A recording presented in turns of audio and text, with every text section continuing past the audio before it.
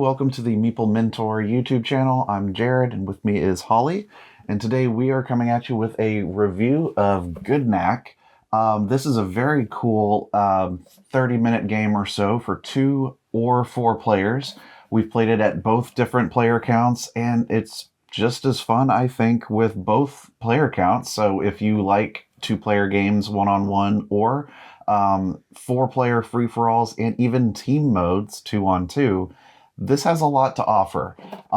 Before I continue, notice that the artwork here and the way that they've done their logo, Gudnak, is readable completely upside down as well. I just think that's a cool touch to how they design their logo and that sort of stuff. But as this is showing on the box, there are 4 factions possible in the game. Now, there might be more with expansion content. I'm not sure. You get a variety of cards that are composed of fighters and tactics. And there's also the hero fighters. Then there's also like a neutral faction, which is part of the deck building part of the game. And that's not in the true sense. It's you're actually like preparing your deck.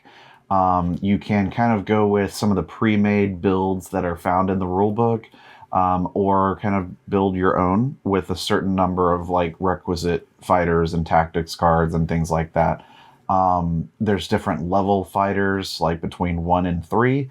That's kind of their strength or their power. And so, yeah, the game is, I guess it's essentially a area control and tactical fighting game on a map where everything is done through card play and positioning on the board. I'm going to kind of hold up the board for a second. This is what the 2-player map kind of looks like. Essentially, you've got your stronghold on one side for yours, and then the opponent's stronghold on the other side. A place for your discards, and the graveyard, right? You can deploy cards in front or in the first row in front of your stronghold, as long as the space is empty, or you can actually place multiples, like you can deploy on top of existing guys that you control if they match at least one type or icon.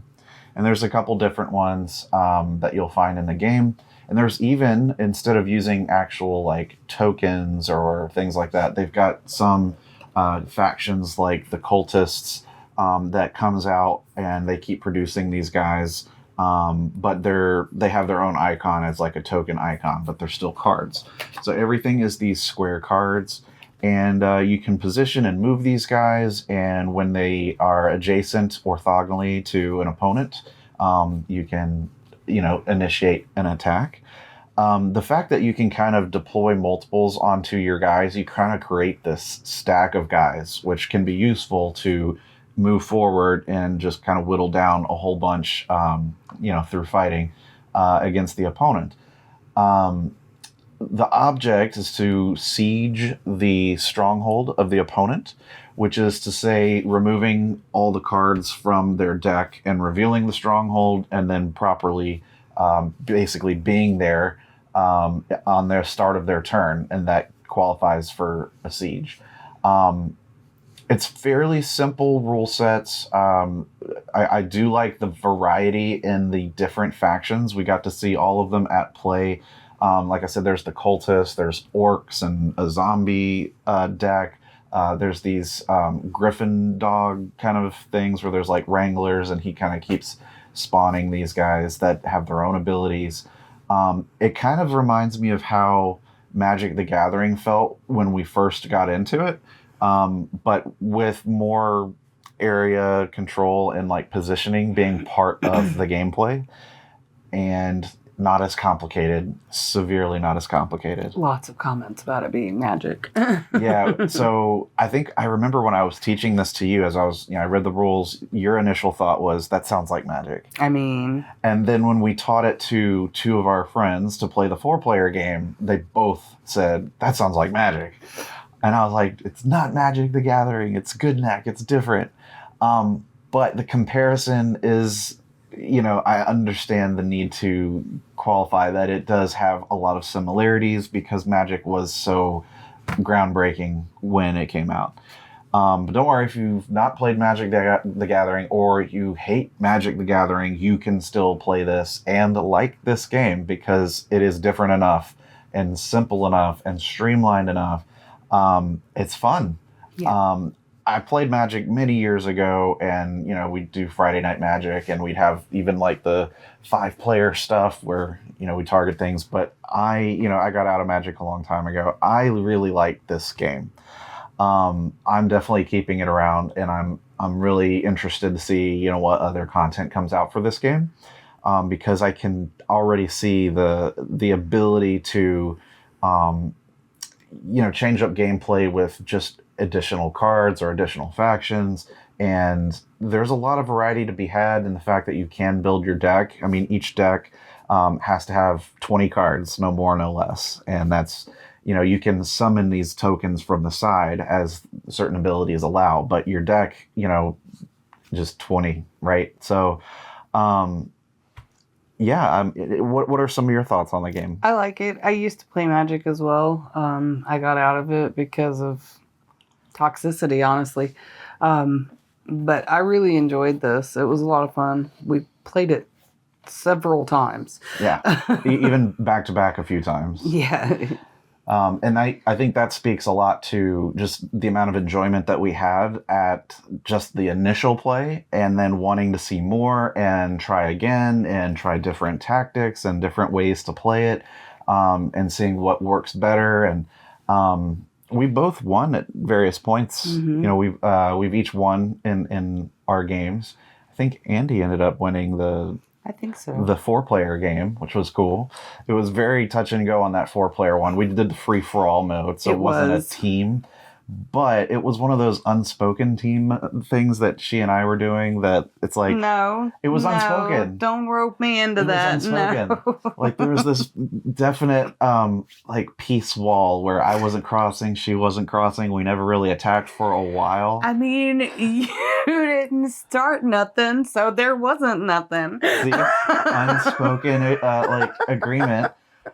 Wasn't planned, and it's not official, but it just kind of happened, and so we let the other two sort of fight it out a lot. And I had some abilities on some cards that allowed me to pull enemy cards closer to it, which I really only used to make them closer to each other, if as they approach me, because I was catty corner, all that kind of stuff. I was just kind of building up my defenses over here. I was building a stronghold. And she had the zombie players in that zombie faction in that game. And so no one was really messing with me. You guys always do that. You just let me go about my own little devices, and soon I have an empire built. It's true. Yeah, we should have probably put more of those zombies in the grave a little sooner. But there were, the very final couple turns, I think I ended up making a mistake, and then she took advantage of that, but then that also left her open, and so... yeah, that's what happened. 100%. Yeah. Andy ended up winning. Andy was like, ooh. Yeah. It was very entertaining to see how it all played out, because sometimes, the person that has the strongest monsters or cards isn't always going to win, or the most tokens, because you were playing the cultists. Yeah, that's right. And we found that it's not always the case that the aggressor in this will be the winner. Sometimes just kind of more tactically defending and building up, and then sort of positioning better against attacks that you see coming plays out a lot better than just going full force with big guys. So it played really well. It felt very balanced, and ultimately it was a lot of fun. And everybody that played with us really enjoyed it. So I would say this is definitely a winner.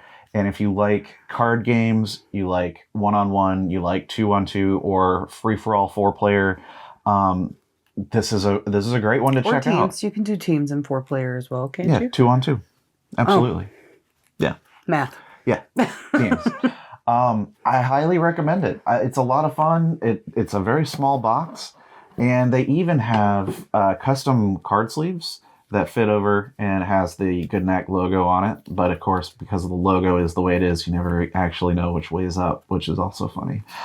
They only give you enough for sleeving the deck you were playing with for 4 players. Right. Yeah, you might need to get a secondary bag of their card sleeves in order to get every card included in the game, because there are at least 2 different pre-builds that you can make out of like completely different cards for each faction. So you'll probably need another set of sleeves to be able to sleeve every card in the game at one time. They are drastically different strategies too. Yes. I thought, since it was first times mostly, I should probably not play with the really devastating zombies. Yeah. I think everybody chose the not so aggressive of the two. Mm-hmm. Yeah, I don't know. I don't have too much else to add other than, definitely give it a shot. Yeah, it's a good game. If you like that kind of game, because this was a lot of fun. I will also add that there is a play mat available, like a neoprene mat of the map. And again, the map is a little different depending on which player count you're using in the game. But it works really cool, works really well, looks great, and yeah, not too long of a game. So there you go. It's pretty quick, yeah. So check it out. Thanks for watching our review. I've been Jared. I'm Holly. And we'll see you in the next one. Bye-bye.